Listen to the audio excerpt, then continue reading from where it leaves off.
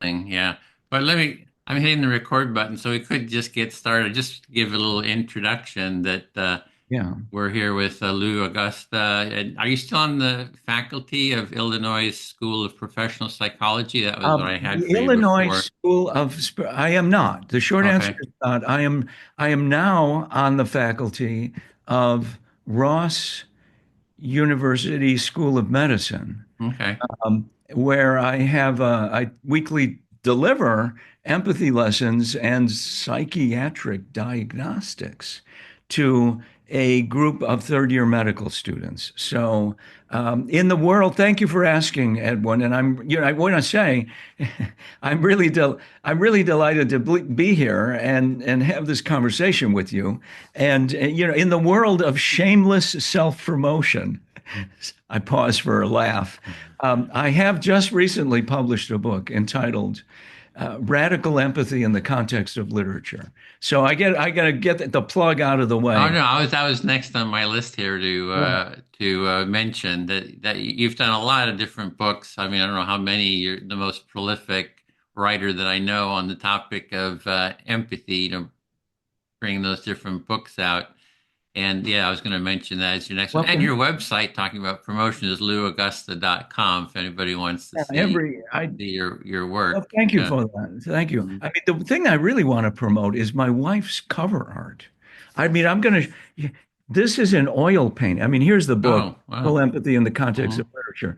But my spouse, Alexandra, this is an oil painting Looks like a of photograph yeah, yeah. Well, of real life.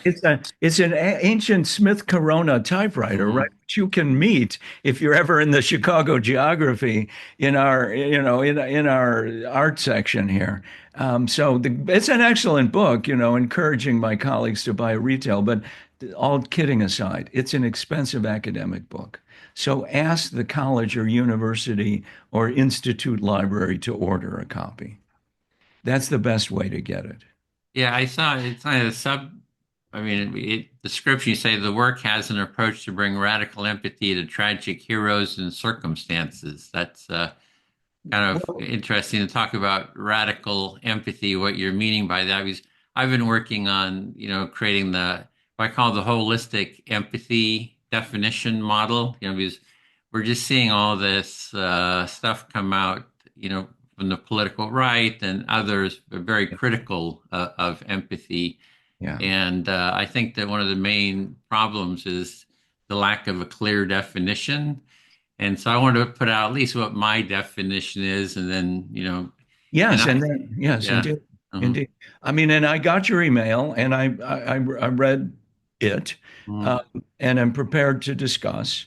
And I want, would it work best if you begin by laying it out? I mean, over to you. Enough about Okay, me. yeah, and Enough then we about can. me. Thank you for the opportunity to spout. Oh But no, yeah, get that on the table, and then we okay, mix it up. yeah, and then see how your model sort of maps onto it, because I think the main thing we can do is kind of be clear on what we're each defining, how we're defining empathy, and then see how those different definitions map over to each other. So. Um, yeah, the in terms of, I'll just give a quick overview here of how I'm defining empathy, and I got a slideshow that maybe I'll just Okay. give Yeah. a slide, and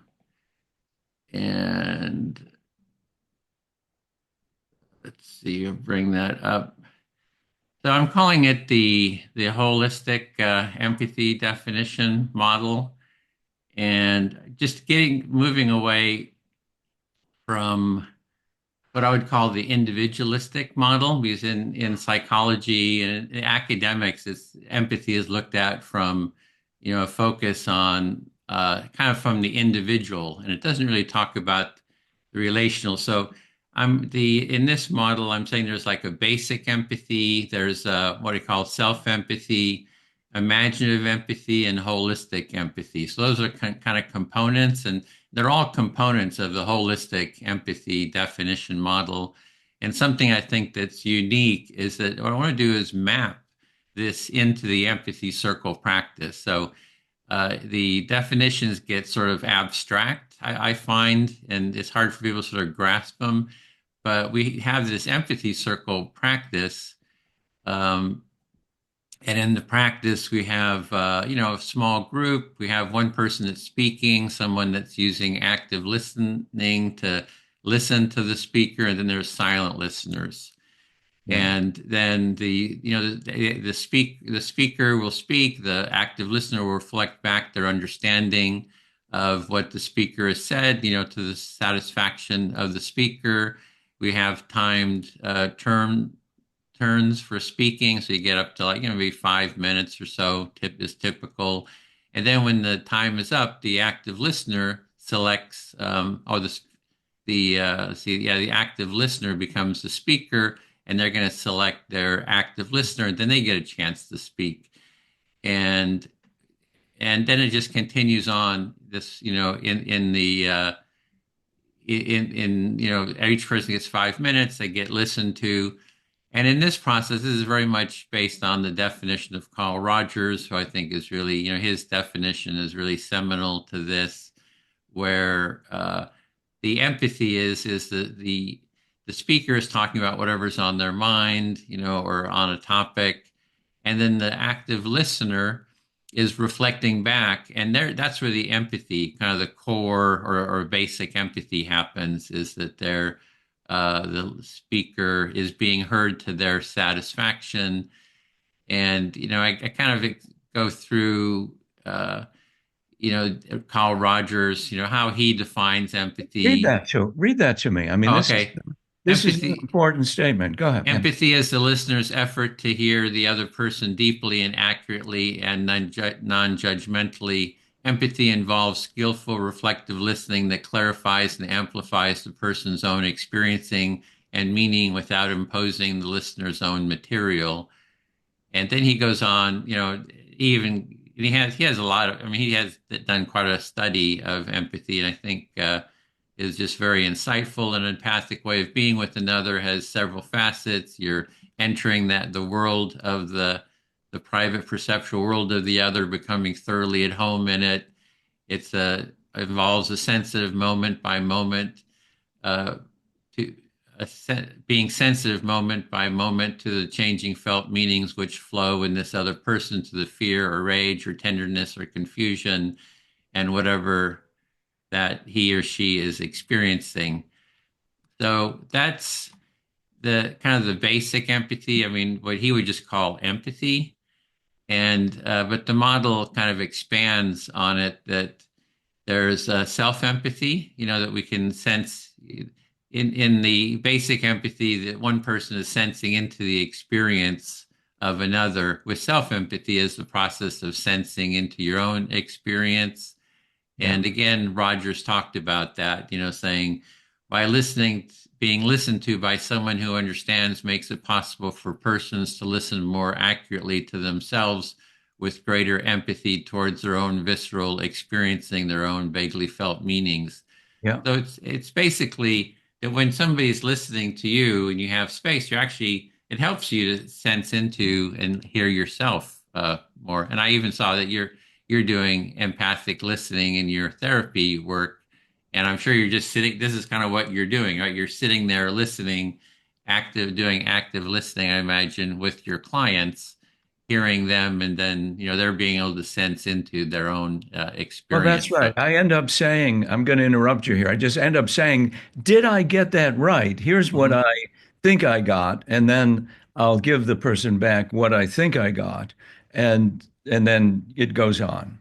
And I was just reviewing, my last interviews with you, and there was a quote I saw of you that you're when you're sensing into the other person, you're sensing their feelings, but you're not letting those feelings sort of overwhelm you. And you say, if you're being overwhelmed by the other person's feelings, sort of detaching, you're not doing it right, I right? did say that. Yeah, Yeah. If I'm re-traumatized by your that, I mean, that's a matter of setting limits and boundaries. yeah. I got my stuff, you got your stuff.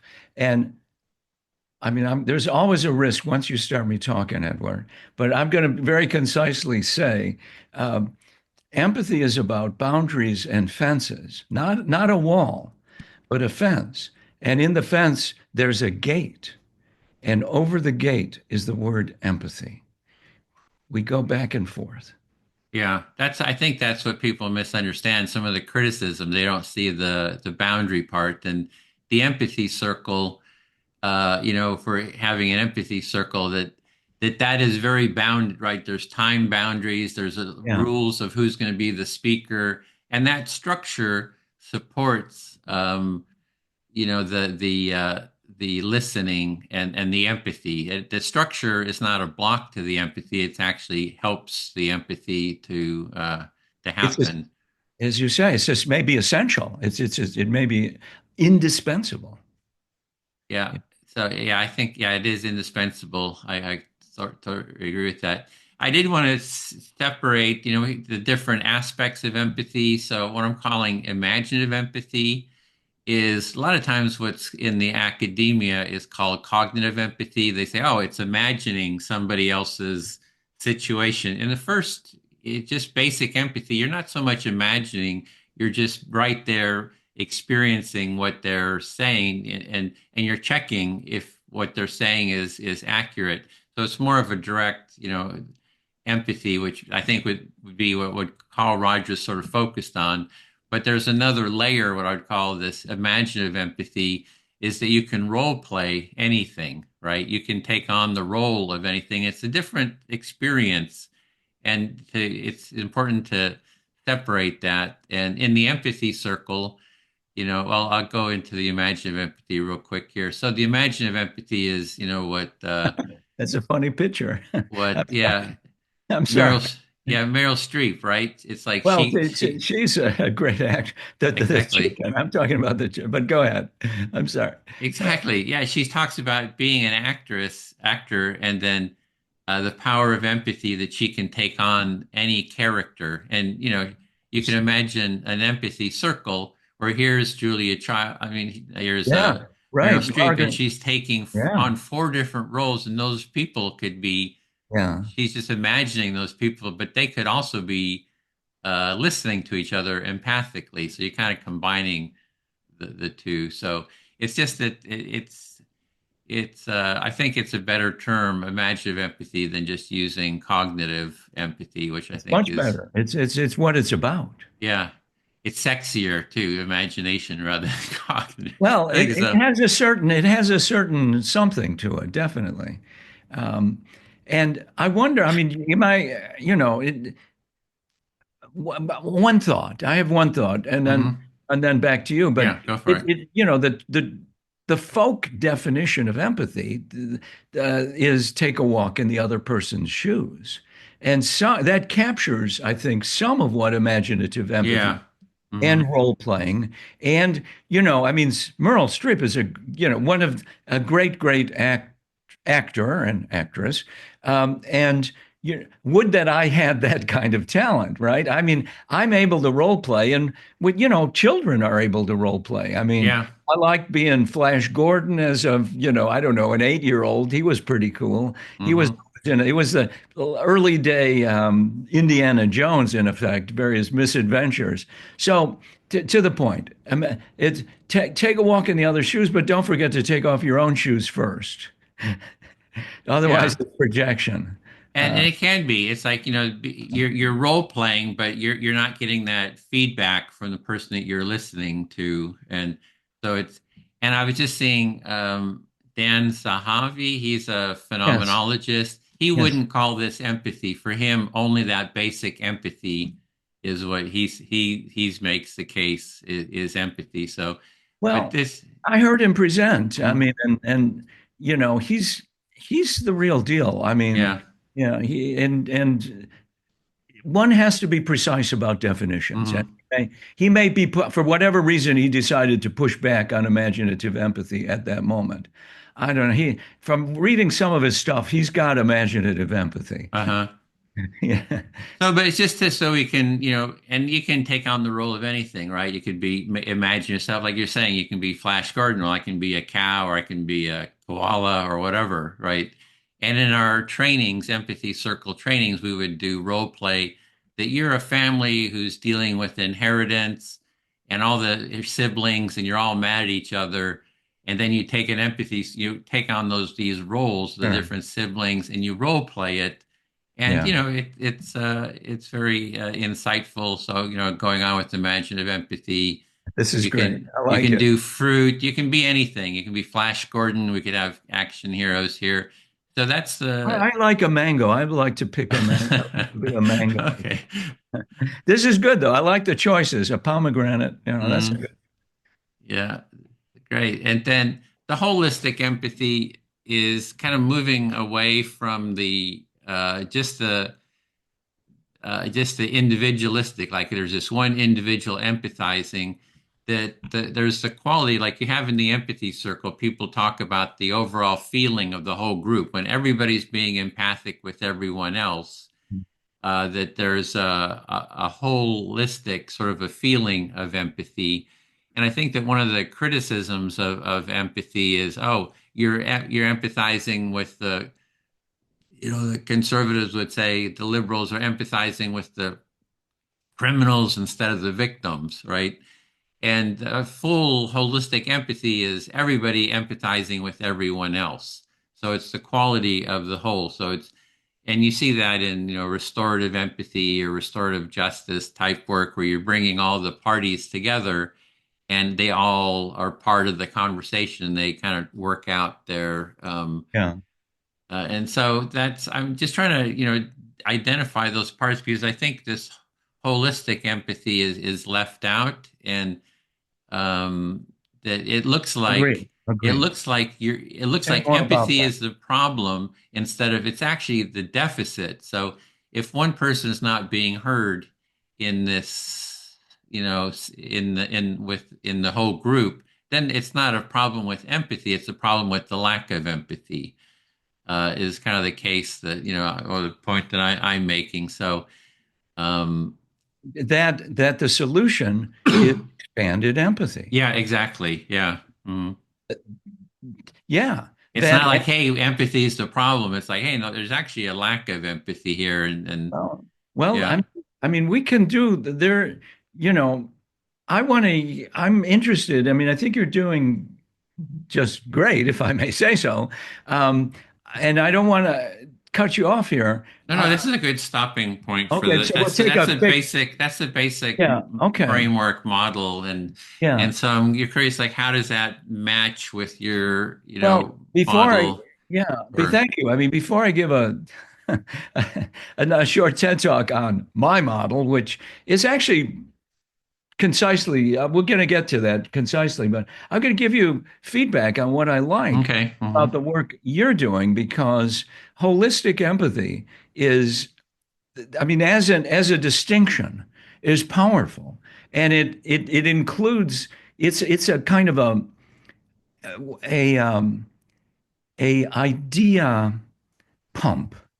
Think of it as a idea way of innovating ideas around empathy. That's what we're looking for, and holistic empathy has got that because I want. I mean, I'm not. I got. So let me give you back. Okay. I mean, I'm what I listening. think I got. Hmm. Uh, with basic empathy, I mean, you call out and we pause to honor and acknowledge Carl Rogers. That's the basic back and forth between two individuals. And I try to dwell without judgment, which is really hard to do. And we never really fully succeed, but we're always identifying and setting aside. I got judgments, identified, set aside. Judgment comes back, set it aside, comes back, set it aside. And it starts after a while, you get good at it Yeah. with Yeah. practice. This is Hmm. key. Yeah. And the judgments start to shrink. It's not that I don't have judgments, it's just they lose their power. And Yeah. so basic empathy is, I mean, it's more than bottom. You distinguish cognitive top down versus bottom up empathy, and then saying really cognitive empathy is kind of like too academic and what the flip Hmm. anyway. And yet within, I mean, when you look at what Rogers really does, and the result of the empathy circle and the empathy circle work, which is fundamental here, is the other person feels heard. So at the back end of this, if this were a black box, right? At the back end of this, there's all of these conversations and listening and active back and forth. And at the back end, the result is the individual feels heard and got Hmm. in her or his struggle. And there's huge benefits to that. Their Very- oxytocin is raised, the stress goes down. So it's like all kinds of health benefits. Indeed, there are. A lot of people say, "Oh, empathy is neutral. It's not good or bad." But physiologically, it has positive benefits of just the empathy. So the empathy itself, I think, has Well, real health issues. that belongs on the list in your, Hmm. in your deep dive, and I heard also, I mean, in the background, you didn't say this yet in this conversation, but this is all going towards you're actually producing a book, or a series of articles, or that roll up into a book on the benefits of empathy. So once you get basic empathy, uh, I have an what was really good is I have an ability to be fully present with the other person because I can be with myself. And that part, being with myself, with all of the monkey mind in the background, right? Hmm.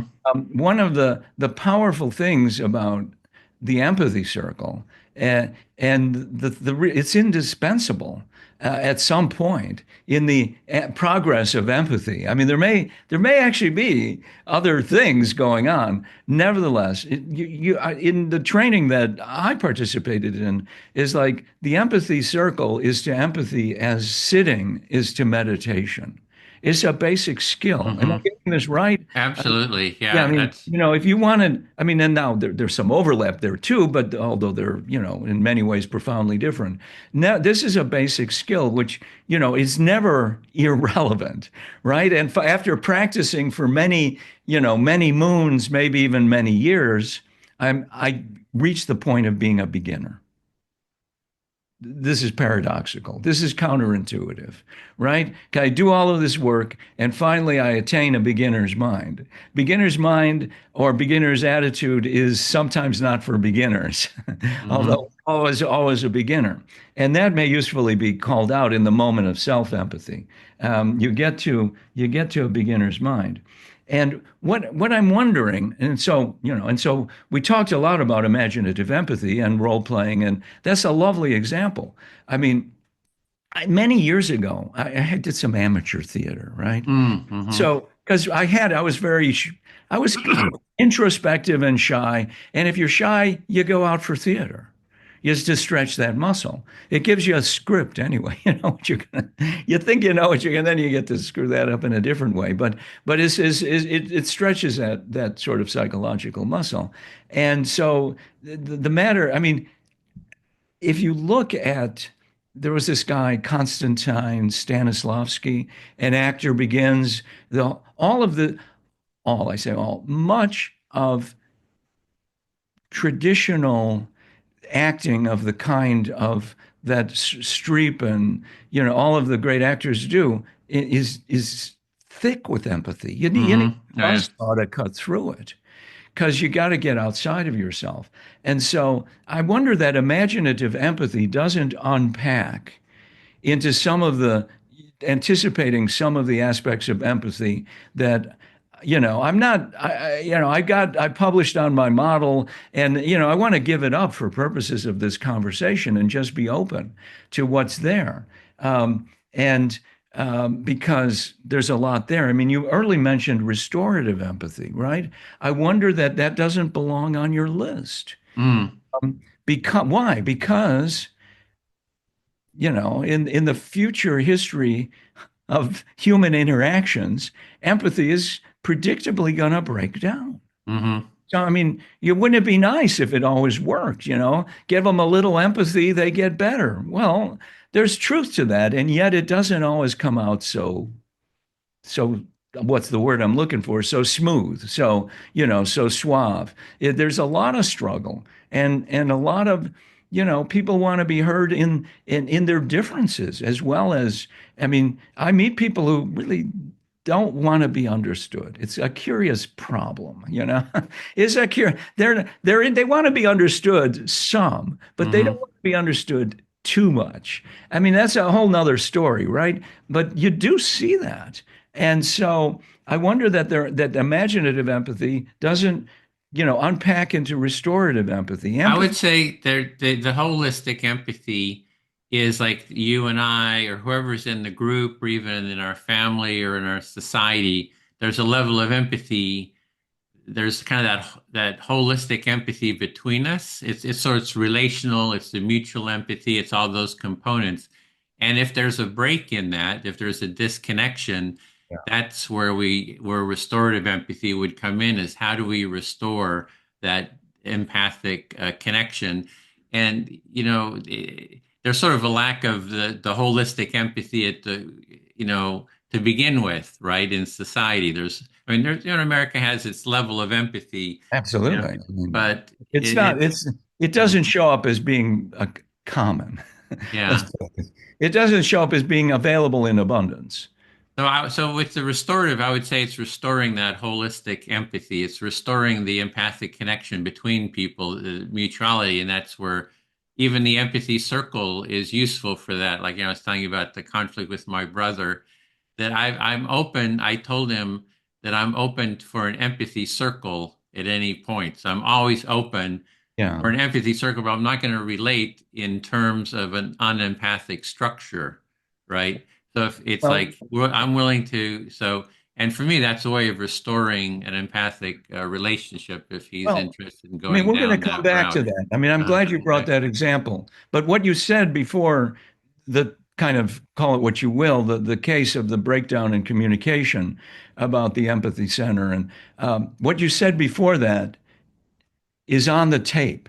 So you want to capture that about how holistic empathy contains many dimensions because that Hmm. is an intuition pump for you in your work, in your project of producing, I don't know whether it's a book or, as I say, a series of articles or a webcast or, it's going to be all of the above, right? I Hmm. mean, Right. it's Uh-huh. going to be all of the above. But that is an intuition pump which to unpack all of these different dimensions Hmm. of that, which may include, I mean, the dynamics are such that it's a little bit like fluid dynamics. It's like there may be some wind shear in, winds going down, winds going up, and so to take a note. I mean, I claim that's a contribution I'm making Hmm. here. To Yeah. give So to you kind of one, build on the different aspects and facets of a holistic empathy and to articulate those and go into depth. absolutely, Right. that's how you do it, and it may be I have it. If I'm any any judge, here's a judgment. You're good at that. I mean, and the way you get at that. I mean, sometimes I just sit down, and be quiet, and then it comes to me. But other times it comes in conversation, and you do a lot. You're good at that, if I may say so. And The that's an example. conversation part, or Yeah, yeah, I mean, yeah. Mm. elaborating the distinctions by means of example. So, I mean, what else is there? What else would you see there in restorative empathy? And I'm inclined, I'll just project into that some of the distinctions of my own model. Okay. What I called empathic understanding? Who Hmm. is the other person as a possibility? In our conversation in the empathy circle, they're showing up like struggle and effort and and breakdown and yet this person, I mean, we could put labels on it, which is never very satisfactory, but struggle and effort and breakdown is a good start. The possibility of accomplishment and success and, getting an associate's degree in and becoming an ambulance driver, or they're the possibility of, going to Harvard or whatever. I mean, it doesn't, they're the possibility of, of mastering carpentry and making a contribution and that doesn't always show up to the individual without thinking about who are they, who is this person. People are possibilities, and that's what that's what we struggle with in community. I mean, and so that's one, is that in there? I mean, it's a question. I didn't quite get that. Are you saying that people would come into the circle and they're struggling with learning and growing, or Well, learning the practice? Is that? yes, yes. Uh-huh. I'm saying that the struggle Mm-hmm. sometimes shows up. Mm-hmm. Right. Uh-huh. They Sometimes, don't know how to listen. They're just learning how to listen, or well, they're well, getting that also. overwhelmed I mean, by and it. listen to Uh-huh. oneself, Mm-hmm. and it gets. I mean, yeah, I'm saying that, and somewhat more, Okay. in that. How I don't know if this is a proper question even, but that won't stop me from asking it. How does one stretch the circle to include difficult breakdowns? And how do we, I mean, to a certain extent, willingness is everything. The person has to be willing to have a conversation, or it's not going to happen. Mm-hmm. I mean, we'll try again some other time, right? Um, Nevertheless, there are people who are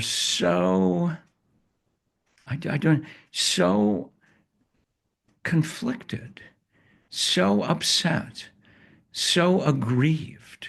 So it's kind of on the negative spectrum, right? Mm-hmm. Because if things are going well, we're not going to hear from them. you know, uh, that it's hard to engage. They want to engage, but can't. Well, in the empathy circle training, Yeah, we have, a couple of the sessions are about what we call challenges. So it's exactly yeah, addressing, you're in yeah, the structure of the empathy circle, you're listening to the others, you're being heard as well.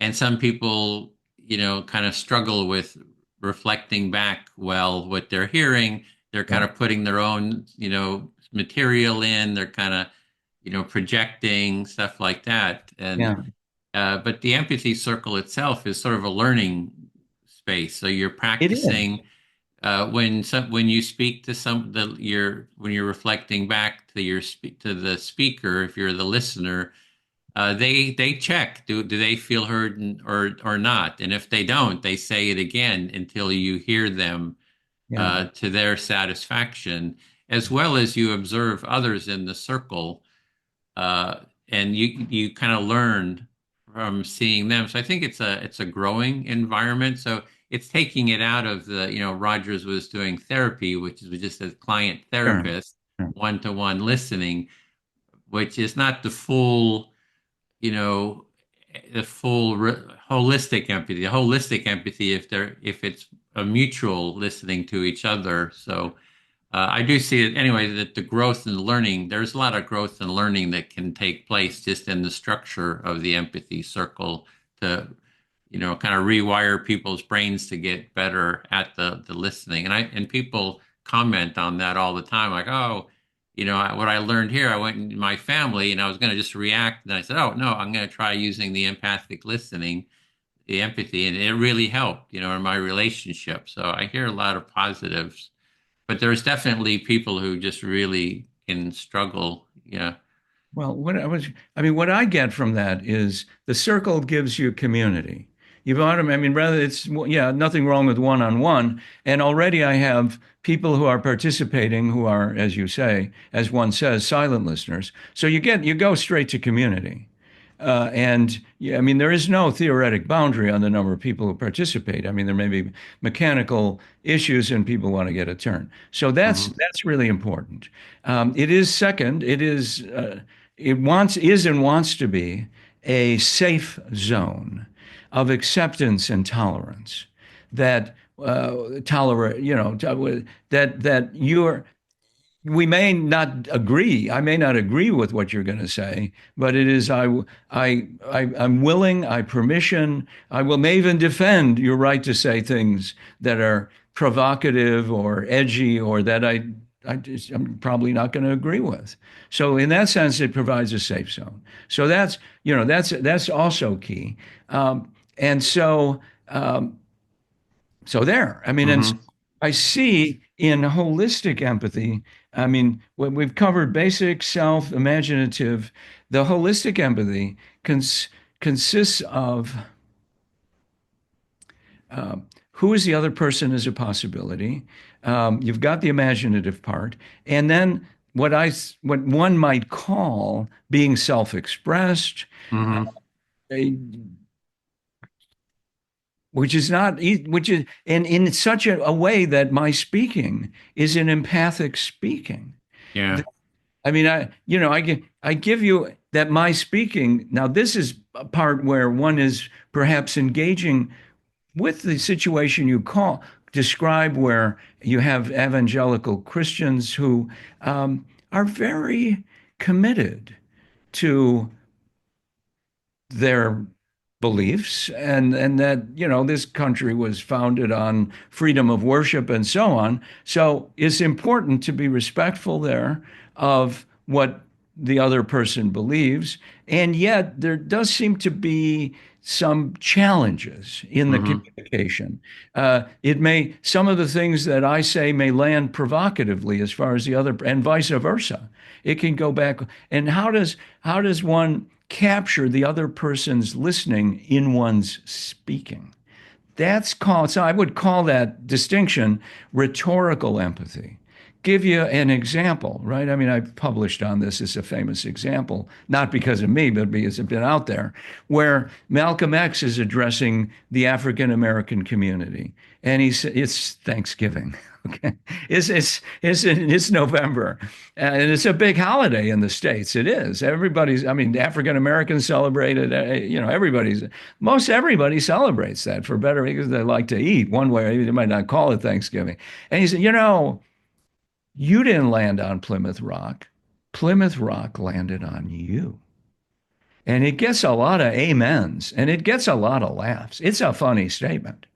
It encapsulates the experience of the African American community, unlike the Pilgrims, who surely had their struggles. They were seeking religious freedom. The Church of England was like wailing on them, and it didn't go very well. But once they got here, well, it didn't go very well either, but they managed to survive. They planted some crops, and the local, the Native Americans were helpful for a while, and then that thing went south. But he encapsulates in that statement the struggle and effort of the African American community and gives it back to them. You didn't land on Plymouth Rock. You were brought here in a vomit-filled hole of a slave ship. You didn't ask about this, and here we are. And we got to build our community. You waiting around for for white men to help you is going to be a long wait. The history shows you got to help yourself, among other things. This is a complex, but that's one statement is a wonder. I suggest a powerful example of rhetorical empathy. Encapsulate the listening, and he's given back to the audience what they gave to him, but in kind of in a different way. So How would that be in the empathy circle? Like if he was in the empathy circle saying to yeah, me, like, oh, Plymouth Rock landed on us, I would say, well, I'm hearing that you're I'm giving back what I'm hearing him say, that you saying for African Americans that Plymouth Rock landed on you, and I also maybe that you're really upset about that, then that would be. you're feeling mistrustful of the whole culture. So I could I think be yeah. I could be hearing what he's saying, but then um, so it's Is so he there a had he but has here? What's the but? grievances. Yeah, he has grievances, and I've we the empathy circle is also used for conflict mediation.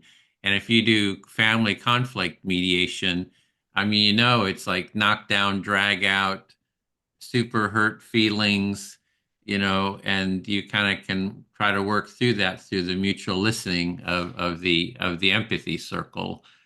So I do, there's a lot of pain and stuff comes up, and Well, and you, so and uh, so, yeah, and the we're empathy gonna we're circle gonna can be handle that. experience we're gonna experience we're Yeah, gonna experience some pain. It's not gonna be a. I mean, roses.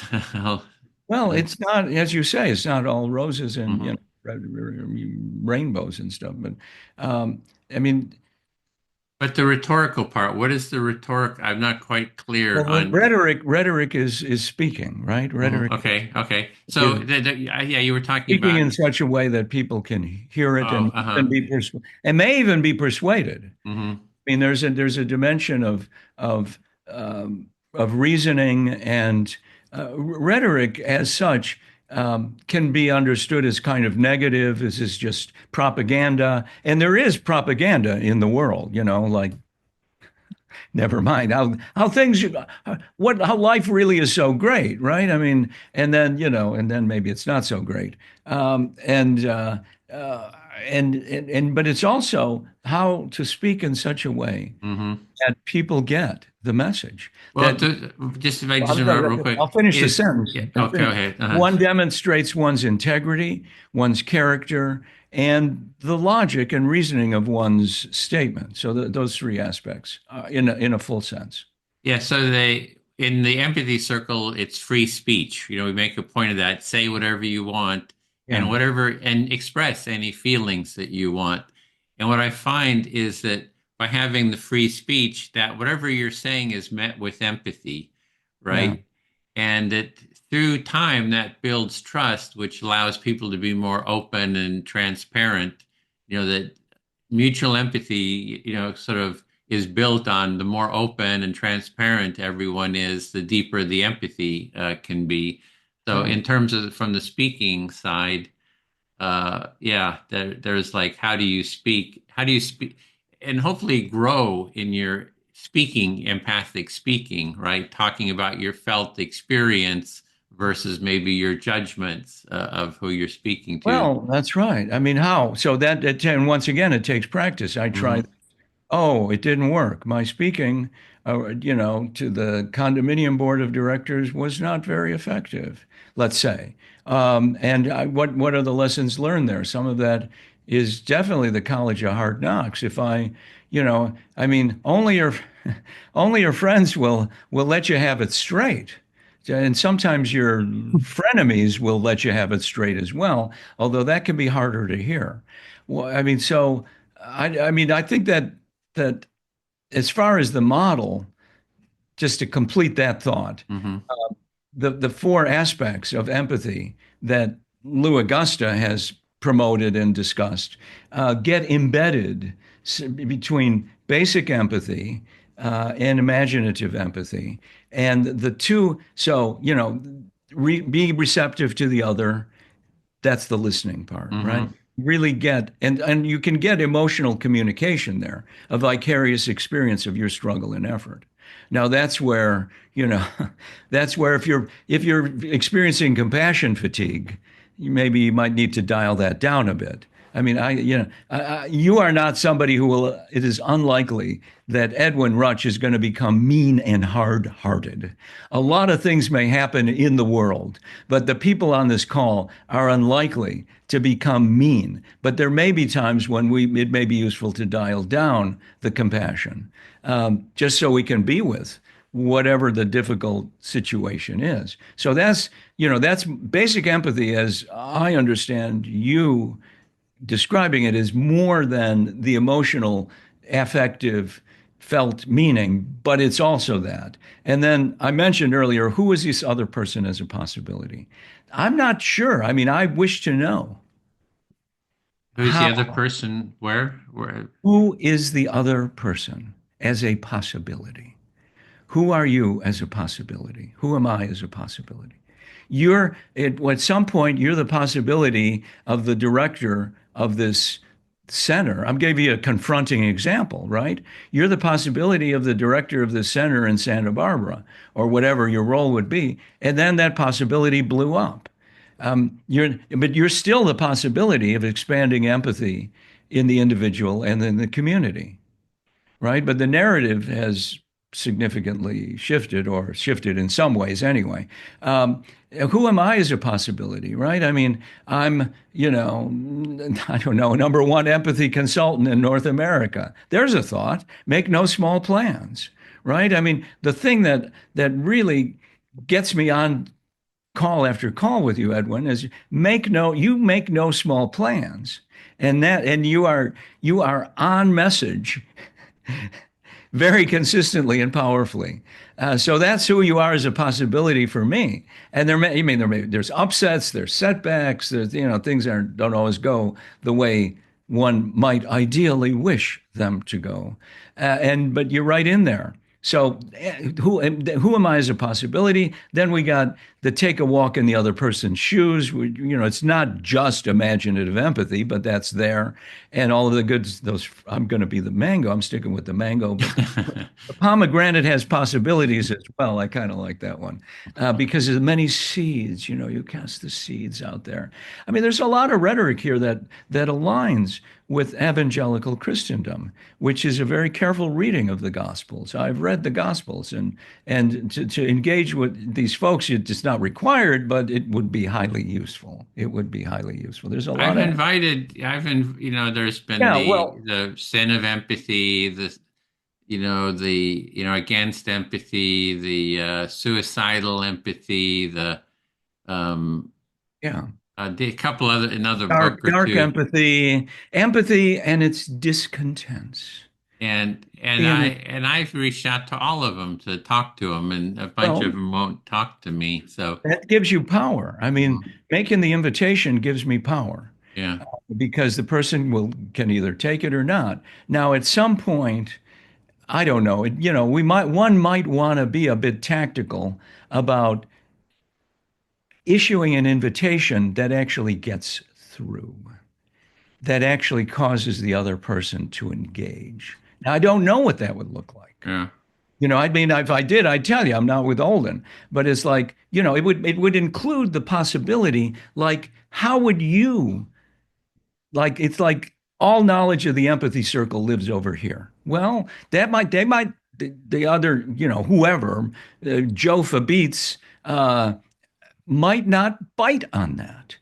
Wow. Joe, what would you understand as being an empathic conversation? Take hmm it up a level, right. That's a it's good not, point. I like that.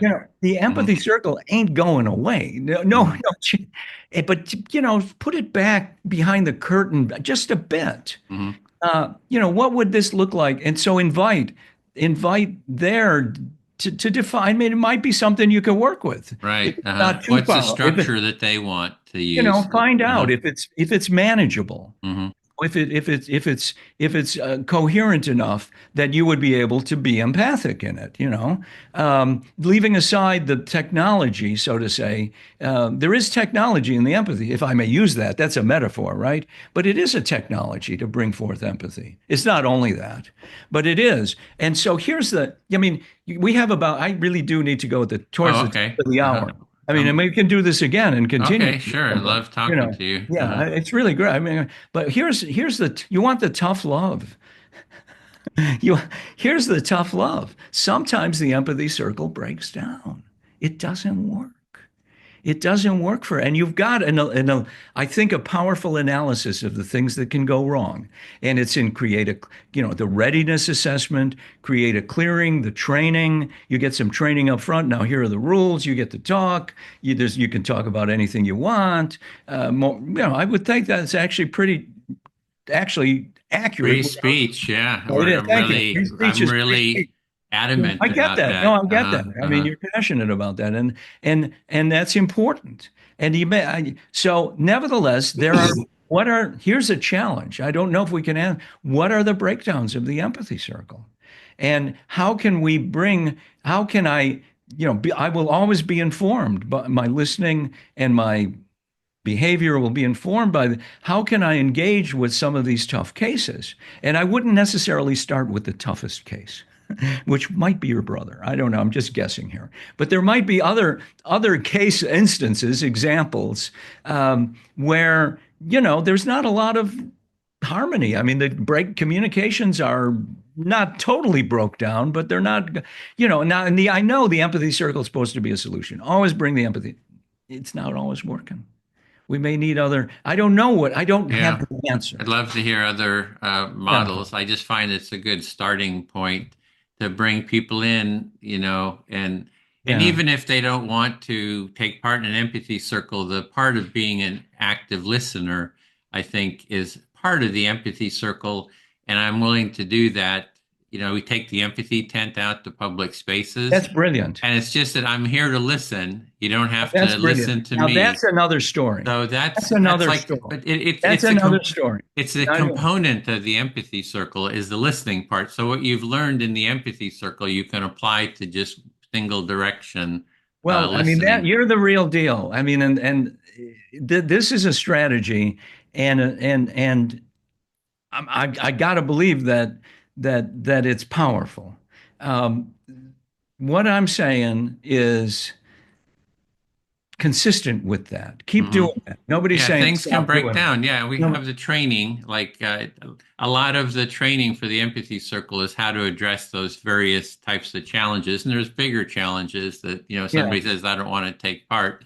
I did reach out, and it's actually in your neighborhood. Maybe you saw the article by Kevin Waldman, The Dangerous Consequences of Radical Empathy Unchecked by Reason. It was in the Chicago Tribune. I don't know if I you, would love to see it. I oh, don't subscribe to the Tribune, oh, but I would love to see it. And I feel like, I'm wondering if somehow I've screwed up my schedule because there's this guy calling me oh, okay. You from want the empathy phone. It's not the empathy phone. Uh, I don't know. I mean, it could be just like the Uber Eats guy, and I didn't order any Uber Eats. do you But want to, I'm you want to, concerned that I meant. Well, no, I think I'm going to take it. Give me a second. okay, yeah, go ahead. No, this is. Thank you for understanding. Okay, I just paused the recording. Yeah, so actually, this author, I did reach out to him. I've been trying to schedule a discussion with him. So I am trying to reach out to all Yeah. the critics and he's actually there at Northwestern or Chase, whatever. Well, I mean, I would be get me the data, and I'll reach out to him. Mhm. Yeah, I I've think already I may got him know up. who. I mean, we may have discussed this individual before, but get me the data, and I'll ring his bell. I Mhm. got this new book. I'll say, may I? You want to check out chapter 3, empathy and its discontents. You Yeah, know, he's what he's criticizing is he's seeing that sort of leftist woke culture is using empathy to recruit people into radical activism. one can So only hope that it works. What can I say? One can only hope that it. Well, I'm being a little cynical here, right? Nevertheless, here's the thing: if empathy couldn't break down and fail, it could not be validated and succeed. So empathy breaks down as projection, it breaks down as emotional contagion, it breaks down as what? It breaks down as communications misfired and lost in translation. It breaks down in lack of empathy. Uh, hmm and so, I tend to deflect. I mean, as a strategy, it's like um, with the holistic definition of empathy, you've got power. yeah. Well, that's like saying that, I mean, I wouldn't say leftist ideology is empathic because it doesn't No, bring it's in not quite. conservatives. It's almost like I think yeah, it's like when we did the empathy tent, we went to, the political right came to Berkeley, and then, maybe three, 400 of them, and then the Antifa, counter demonstrates, and there's like, 500 of them. And there's this little empathy tent with maybe three or four people in it offering listening to both sides. And I think that's what the empathy is being 300 bring people. It's going to be but a long day. I mean, it's going to be a long day. Uh, but that's like the percentage of yeah. the left and right. I kind of seeing just as mirrors of each other. And what we were doing, I mean, I would say that's what you know is the empathic approach. Is you meet the demonstrators with empathy. You listen to them, bring Well, them what into a about meeting? I dialogue. mean, and that's fine. And I mean, I align with that. That is my commitment. What I'm suggesting is one may usefully explore the strengths and limitations of the empathy circle Hmm. in a broader context. Right. I mean, I'm an empathy circle guy, period. Period, full stop. That's not going to change. And happens is it breaks down the circle. It doesn't work. There are some strengths and limitations like any other technology in the universe. I wouldn't have, I mean, I don't know, I could come up with some technology example. I mean, or actually, if I had to get across a desert, a camel might actually be a better technology than a internal combustion chamber when there are no gas stations for the next 400 miles.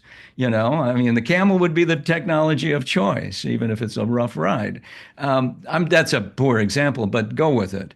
Um, I mean, this is, this may land like a criticism, and now we're in a little bit of overtime here, and that's okay. This may, it's like you are such a unstoppable commitment to empathy that you want to watch out for the risk of applying an empathy circle to everything. Yeah, Well, I that's a do risk look for the there. criticisms and look There's at a, how to that address is a, those. I mean, if that is a critical thing, Uh-huh. then so what to do about it is always the question. Think about what to do about it is to continue to be empathic, to also allow for the possibility in confrontational situations of calling it out. Tough love. Empathy doesn't work with bullies. If you're going to I mean, if you're going to engage with a bully, probably he's going to, or she is going to take whatever vulnerability you have and use it against you. These human beings can be aggressive, hostile, oversexed, undersexed. Can't seem to get that right. Are you getting? This is a tough. Yeah, what is your, how do This you is a, address that? well, What's your, I'm gonna speak truth to uh-huh. power. I'm gonna tell you, stop the bullying. That Hmm. ain't gonna work. It's not gonna work over here. This is, I mean, that's the short version. And then you see what happens. Maybe the conversation is over, or maybe it's not. Maybe there's another way, and maybe we learn to acceptance, and maybe it is imaginative empathy in a narrower sense of cognitive empathy. It becomes Red Team by Mika Zenko, 2015. Think like the opponent.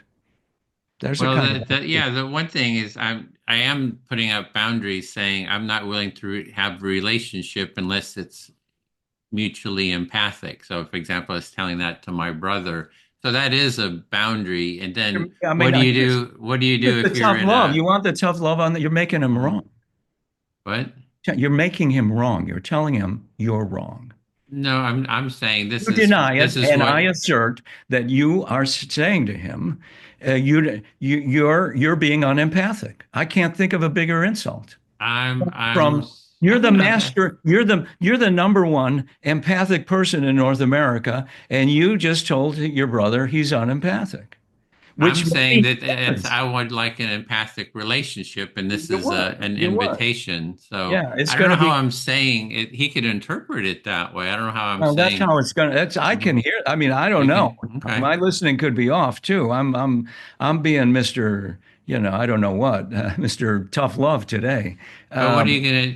Yeah. So, yeah. I see you looking at the clock. I don't want to keep you over if what it you. is, it is. I Uh, mean, I'm going to be okay. I'm okay. Thank you. okay. We Uh-huh. do need to wrap it up at this point, and Okay. Well, ended on the most confrontational note yeah. Well, we possible. could pick that up next time. It's Yeah. like how is what we're looking at is sort of the But boundaries, you're like it, asking the what. right question. Where's Mhm, the boundary, and how do I mhm. navigate? Yeah. I mean, this is this toughest example one could think of.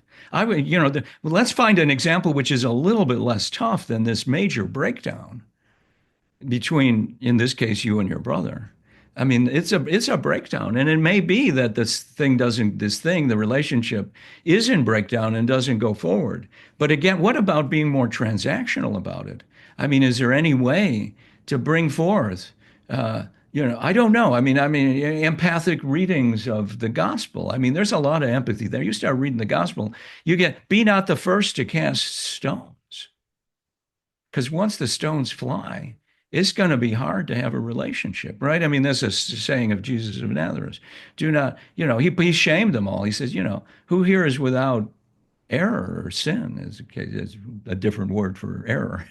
So But you're willing to have a relationship with anyone, no matter how they treat you, is kind of what I of course guess. not. Of course not. Yeah, I mean, you're putting Nobody up some said that. kind of a Nobody boundary. said that. I'm willing to Hmm. try. I'm willing to try. And if they Hmm. call me names, it might be a short conversation. Okay. If they perpetrate a boundary violation or attempt or a boundary issue, at that point one would break it off. Mhm. But then you're saying that you're breaking it off because they're not being empathic, and then I, you're saying that no, that's no, a I'm defending judgment. myself. Hmm. I'm entitled to self-defense. That Okay. doesn't make Hmm. anybody else wrong. No one else is wrong if I have to defend myself. I have to be safe. Empathy doesn't work without safety. And you got made unsafe. You were not well treated. Yeah. You did. Well, I mean, uh, it's yeah, tough. I'm trying to see because those are the good learning experiences, right? The It's as you real say, as it you because say. it's a real experience, and it's the same thing you can talk about, or we can talk about empathy, but getting into a business situation, getting into the real lived, decision making, Absolutely. it's tougher in that. A Like lot how tougher. does it really sort of I mean, I think you play can see out? that. Hmm. I mean, yeah. I'm sorry, I acknowledge I'm being confronting. This is not, did I say? I should have said, this is not the truth. What I just said, it's not the truth. Consider the possibility.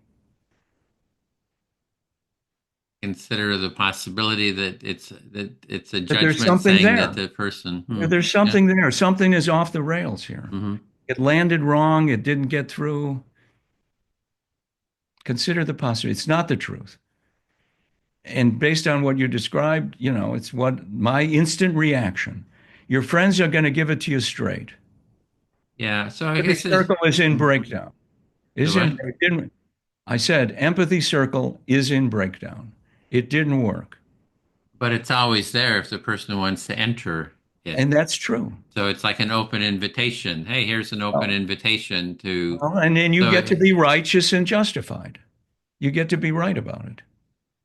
and they can decide if they want to, if that's what they want. What are the So chances that's going to happen? mhm. I What do had you two think empathy realistically? circles What do you what? since. Well, I mean, you are Mhm. so certain and so right about this that I don't know. I mean, he might come to his senses. I mean, I don't know. Mhm. It's possible. It could be a long wait. Yeah, it could be. Could be lifetime. Press, Well, the you clock never is. know. But then that's how it is. And then, yeah, what Well, I else? mean, What and what else? I'm What? trying to envision is Hmm. how it might be. Is there another possibility? Hmm. How it might And develop. oh, and you don't have a Just that. possibility. You're just Well, trying to think of what I possibilities mean, could be. there's some Hmm. brainstorming here. Hmm. There's got to be some brainstorming, and I actually now do have to. Okay, now I got to go. Okay, well, to be continued then. This is Okay, really a Edwin, lot of thank you fun. so much. Have a Okay, great day. you too.